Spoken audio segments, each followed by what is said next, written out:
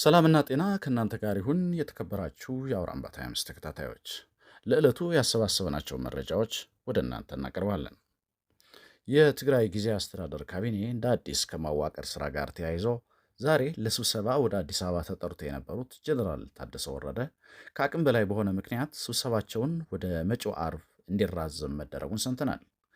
የአቶ ጌታቸው ረዳ ስልጣን እንዲያበቃ መደረጉን ተከትሎ አሁን የሚዋቅረው የጊዜያዊ አስተዳደር ካቢኔ ምን መምሰል እንዳለበት ስራዎች እየተሰሩ ነው። በዚህ ዙሪያ ዝርዝር ዘገባ አለን። አቶ ጌታቸው ረዳ ለሕክምና ወደ ውጭ ሀገር እንዳይሄዱ ክልከላ ተጥሎባቸዋል በሚል ሲሰራጩ የሰነበቱ መረጃዎችን በተመለከተ ጉዳዩ ምን ያህል እውነት ነው በሚልም ዝርዝር ማጣራት አድርገናል። ከዚህ በተጨማሪ በአቶ ጌታቸው ረዳ የጥበቃ ቡድን ወይም ሴኩሪቲ ዲቴይል ላይ አንዳንድ ለውጦች መደረጋቸውንም ሰምተናል። በዝርዝር ወደ እናንተ የምናቀርበው ይሆናል። ከዚህ በተጨማሪ የትግራይ የጸጥታ ኃይል አዲስ መመሪያ ይፋ አድርገዋል። ይህም ከመታወቂያ ወይም ደግሞ ከማንነት መለያ መታወቂያ ጋር በተገናኘ ነው። ዝርዝሩን ወደ በኋላ ላይ እናቀርብላቸዋለን። ከዚህ በተጨማሪ በኢትዮጵያና በኤርትራ መንግስታት መካከል ያለው መካረር አሁንም ቀጥሏል። ኤርትራ ሰራዊቷን በዛላምበሳና በአፋር አቅጣጫ በኩል ወደ ኢትዮጵያ ድንበር ማስጠጋቷን እንዲሁም ደግሞ በእነዚህ ድንበሮች አካባቢ ወታደራዊ የስለላ ቁሳቁሶች እንደተተከሉ ዓለም አቀፍ ተቋማት በሳተላይት ምስል አስደግፈው መረጃውን ይፋ እያደረጉ ነው። ይህ በእንዲህ እንዳለ መቀመጫቸውን አስመራ ያደረጉ የውጭ ሀገራት አምባሳደሮችና የዓለም አቀፍ ተቋማት ተወካዮች በሀገሪቱ የውጭ ጉዳይ ሚኒስትር ኦስማን ሳላህ አማካኝነት ማብራሪያ ተሰጥቷቸዋል። ውጭ ጉዳይ ሚኒስትሩ በዚህ ማብራሪያቸው የኢትዮጵያ መንግስት የጎረቤቶቹን ሉዓላዊነት እንዲያከብር ዓለም አቀፉ ማህበረሰብ ጫና ያድርግበት ሲሉም ጥሪ አቅርበዋል። በዝርዝር ይቀርባል።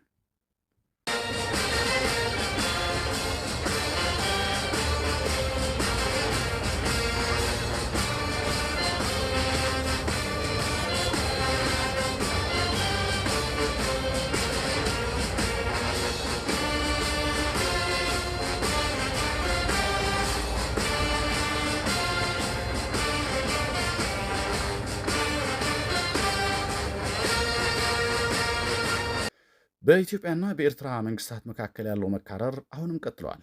ኤርትራ ሰራዊቷን ወደ ኢትዮጵያ ድንበር በዛላምበሳና በአፋር አቅጣጫ በኩል ማስጠጋቷን እንዲሁም ደግሞ በእነዚህ ድንበሮች አካባቢ ወታደራዊ የቅኝትና የስለላ ቁሳቁሶች እንደተተከሉ ዓለም አቀፍ ተቋማት በሳተላይት ምስል አስደግፈው መረጃውን ይፋ እያደረጉ ነው።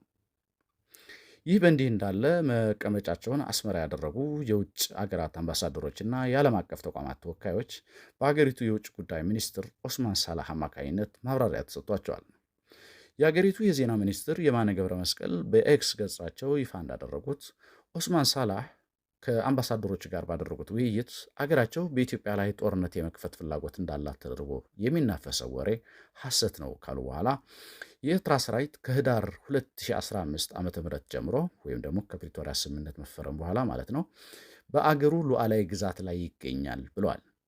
አቶ ኦስማን ሳላህ ከአምባሳደሮች ጋር በነበራቸው ቆይታ ሌላው ያነሱት ነጥብ የፕሪቶሪያ ስምምነት የኢትዮጵያ የውስጥ ጉዳይ ነው ያሉ ሲሆን በትግራይ የፖለቲካ ኃይሎች መካከል በተለይ በህወሓትና በጊዜያዊ አስተዳደሩ መካከል ያለው ውዝግብ ከኛ ጋር የሚያስተሳስረው አንዳች ነገር የለም በማለት ይህ ሁሉ የውንጀላ ጋጋታ የባህር በር ለመውረር የሚደረግ ማሳመኛ ነው።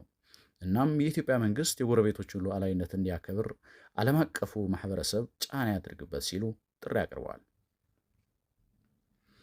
የኤርትራ መንግስት ባለስልጣናት በሚዲያዎቻቸውና በማህበራዊ ድረገጾቻቸው ሰላም ፈላጊ መስለው የተለያዩ መግለጫዎች በመስጠት ቢጠመዱ በተጨባጭ ግን ለጦርነት ሰፊ ዝግጅት በማድረግ ላይ እንደሆኑ በግልጽ እየታየ ነው።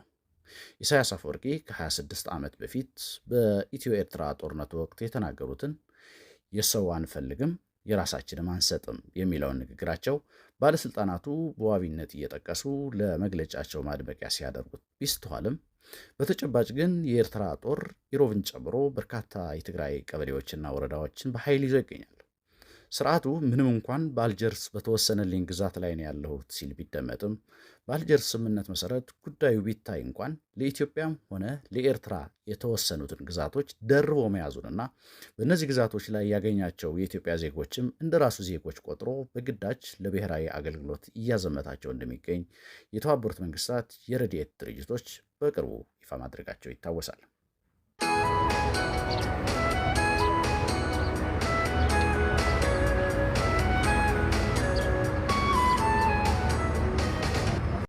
የትግራይ ጊዜ አስተዳደር ካቢኔ እንደ አዲስ ከማዋቀር ስራ ጋር ተያይዞ ዛሬ ለስብሰባ ወደ አዲስ አበባ ተጠርተው የነበሩት ሌተናል ጀኔራል ታደሰ ወረደ ከአቅም በላይ በሆነ ምክንያት በፌዴራል ባለስልጣናት ስብሰባቸውን ወደ አርብ እንዲያራዝሙ እንደተነገራቸው ሰምተናል። የአቶ ጌታቸው ረዳ ስልጣን እንዲያበቃ መደረጉን ተከትሎ አሁን የሚዋቀረው የጊዜ አስተዳደር ካቢኔ ምን መምሰል እንዳለበት በፌዴራል መንግስት ባለስልጣናትና በጀኔራል ታደሰ ወረደ ሰፋፊ ስራዎች እየተሰሩ ነው። ከነገ በስቲያ ሐሙስ በህዝብ ተወካዮች ምክር ቤት የሚቀርቡት ጠቅላይ ሚኒስትር አብይ አዲሱ የጊዜ አስተዳደር ካቢኔ ምን መልክ እንደሚኖረው ዝርዝር ያለ ማብራሪያ ይሰጣሉ ተብሎ ይጠበቃል። በአዲስ አበባ ሁለተኛ ሳምንታቸውን የያዙት ተሰናባቹ የትግራይ ጊዜያዊ አስተዳደር ፕሬዚደንት ጌታቸው ረዳ ባለፈው ሐሙስ በሸራተን አዲስ በሰጡት መግለጫ ከፌዴራል ኃላፊዎች ጋር ያላቸውን ጉዳይ ጨርሰው በዚህ ሳምንት መጀመሪያ ወደ መቀለ እንደሚመለሱ ቢገልጹም ትናንት ከሪዮት ሚዲያ ጋር በነበራቸው ቃለ ምልልስ ላይ ግን ማህተም አላስረከብኩም በሚል ነገሩን ቀለል ባለ ስላቅ አልፈውታል። ከመቀለ እስከ ኤርፖርት ድረስ በጸጥታ ኃይሎች ፓትሮል እየታደኑና በየኬላውም ጭምር ጉዞአቸው እየተስተጓጎለ ወደ አዲስ አበባ መሸሻቸውን በዚሁ ቃለ ምልልሳቸው ያረጋገጡት አቶ ጌታቸው አሁንም ፕሬዚደንት ነኝ፣ መሰናበቴን አልሰማሁም የሚለው ገለጻ ለሚዲያ ፍጆታ ካልሆነ በስተቀር ከዚህ በኋላ ፕሬዚደንት የመሆን እድል እንደሌላቸው ለቅርብ ወዳጆቻቸው በተደጋጋሚ መግለጻቸውን ሰምተናል። ቻተም ሃውስ በተባለ የእንግሊዝ ታዋቂ የምርምር ተቋም የአፍሪካ ቀንድ ተመራማሪ የሆኑት አህመድ ሱሌማን ለፋይናንሽል ታይምስ እንደገለጹት አቶ ጌታቸው በቀድሞ የህወሀት ጓዶቻቸው ከውሳኔ ሰጭነት ውጭ ተደርገው ለክብራቸው በማይመጥን መልኩ ከቢሮቸው እንደተባረሩ ገልጸዋል። ከአቶ ጌታቸው በተጨማሪ በአሁኑ ሰዓት በአሜሪካን ሀገር የሚገኙት ጀነራል ጻድቃን ገብረትንሳኤም ለእረፍት በሄዱበት ስልጣናቸው እንዳበቃ ምናልባትም ከአሜሪካ ከተመለሱም ወደ አዲስ አበባ እንጂ ወደ ትግራይ የመጓዝ እድላቸው ዝግ መሆኑን ለጀነራሉ ቅርብ የሆኑ ወገኖች ለአውራምባ ታይምስ አረጋግጠዋል።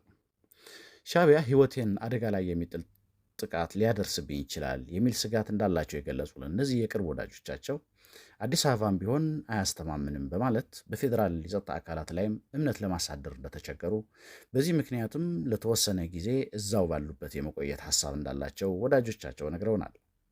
ጀነራሉ ይህንን ግምት ውስጥ በማስገባት ከሌሎች ጓዶቻቸው ጋር በመሆን ከሚቀጥለው ሳምንት ጀምሮ በዙም ተከታታይ የትግል ቅስቀሳ ለማድረግ እቅድ መያዛቸውንም ከእነዚሁ አካላት ሰምተናል። በተያያዘ ዜና አቶ ጌታቸው ረዳ ለሕክምና ወደ ውጭ ሀገር እንዳይሄዱ ክልከላ ተጥሎባቸዋል በሚል ሰሞኑን ሲሰራጭ የነበረው መረጃ እውነትነቱን ከሚመለከታቸው አካላት አውራምባ ታይምስ አጣርተዋል።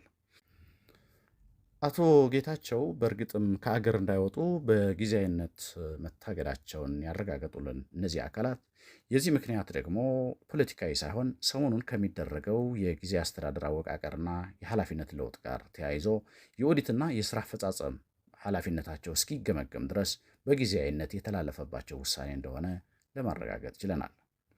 የአቶ ጌታቸው አስተዳደር 2 ዓመት ሙሉ የኦዲትና የስራ አፈጻጸም ሪፖርት አላቀረበም ያሉት እነዚህ ምንጮች ለክልሉ የተመደበው ባጀት ምን ያህል ለታለመለት ዓላማ ውለዋል በሚል ብዙ ጥያቄ እየተነሳበት እንደሆነ አስታውሰው ከዚህ አንጻር ምናልባት የህግ ተጠያቂነት የሚኖር ከሆነም የህግ የበላይነት ለማስፈን በአዲሱ አዋጅ መሰረት የህግ ድጋፍ ያለው ውሳኔ መሆኑን እነዚሁ ምንጮች ገልጸውልናል። ይህ በእንዲህ እንዳለ በአቶ ጌታቸው ረዳ የጥበቃ ቡድን ወይም ደግሞ ሴኩሪቲ ዲቴል ላይ አንዳንድ ለውጦች መደረጋቸውንም አውራምባ ታይምስ ሰምቷል። በጊዜያዊነት በሸራተን አዲስ የሚገኙት አቶ ጌታቸው ረዳ ከትናንት ማክሰኞ ረፋድ ጀምሮ ምክንያቱ ሳይገለጽ የጠባቂዎቻቸው ቁጥር ወደ 2 ዝቅ እንዲል መደረጉ ከቅርብ ወዳጆቻቸውና ከሆቴሉ ሰራተኞች ሰምተናል።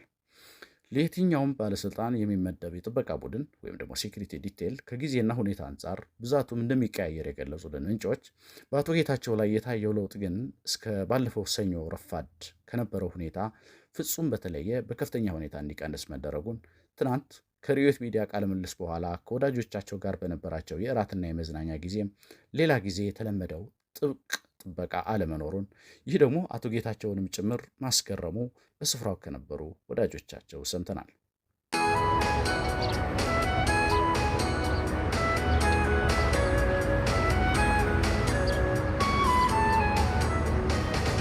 የትግራይ የሰላምና ጸጥታ ቢሮ በየትኛውም የትግራይ አካባቢ ከቀበሌ መታወቂያ በስተቀር ሌሎች የማንነት መለያ ዶኩመንቶችን ይዞ መንቀሳቀስ እንደማይፈቀድ ዛሬ በማህበራዊ ትስስር ገጹ ቢሮ ይፋ አድርጓል። ቢሮው በዛሬው መግለጫው በሁሉም ዞኖች የሕዝቡን ፍላጎት መሰረት ያደረገ የመታወቂያ ህትመት አጠናቆ ለተጠቃሚዎች ለመስጠት ዝግጁ መሆኑን ገልጾ በተለይ ከዚህ ቀጥሎ ባሉ ዞኖች ማለትም በሰሜን ምዕራብ ዞን፣ በመቀለ አስተዳደር፣ በመካከለኛ ዞን እንዲሁም በምስራቅና ደቡብ ምስራቅ ዞኖች ህትመቱ ተጠናቆ ለህብረተሰቡ የማደል ስራ በስፋት በማከናወን ላይ መሆኑን አስታውቋል። ቢሮው እንደገለጸው ከዚህ የማንነት መለያ ሰነድ ውጪ ምንም አይነት ሌላ የማንነት መለያ ዶኩመንት ተቀባይነት እንደሌለው ገልጾ ሁሉም የህብረተሰብ ክፍል በአቅራቢያው ከሚገኝ የቀበሌ አስተዳደር እየቀረበ እንዲወስድ ጥሪ አድርጓል። የተከበራችሁ ተመልካቾቻችን ለዕለቱ ያዘጋጀናቸው አጫጭር መረጃዎች እነዚህ ነበሩ። ሰላም።